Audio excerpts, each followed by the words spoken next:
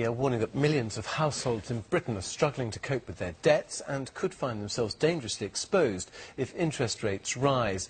Research by the think tank, the Resolution Foundation, suggests that unless incomes start to increase, even a small rise in interest rates could cause problems. The report also highlights how 1 in 5 households with a mortgage are spending 25% of their gross income on mortgage repayments alone.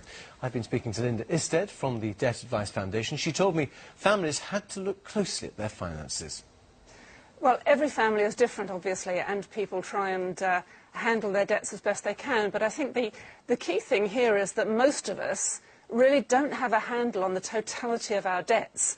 Most people can tell you what their monthly mortgage or rent repayment is, but all the rest of their standing orders, their direct debits, their monthly outgoings, they have a very shaky handle on.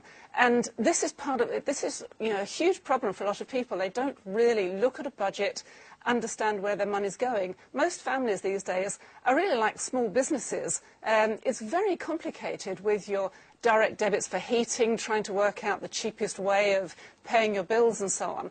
And that's something which gets people into difficulties. We know about the price rises. People are aware of their fuel prices going up, their travel to work, and so on and so forth. But it's not having a handle on all of their outgoings that is very often the thing that tips people into debt.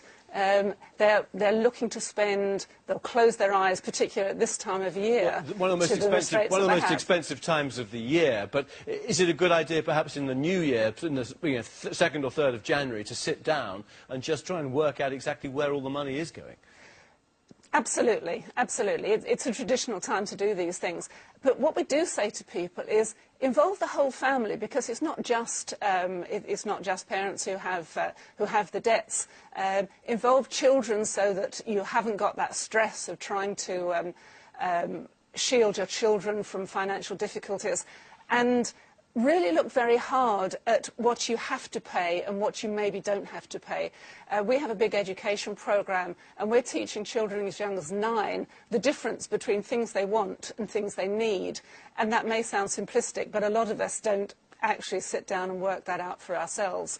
Now, clearly, if the interest rates suddenly rise on your mortgage, that's going to be that's not something that you can deal with necessarily by a small chip here and there on your expenditure.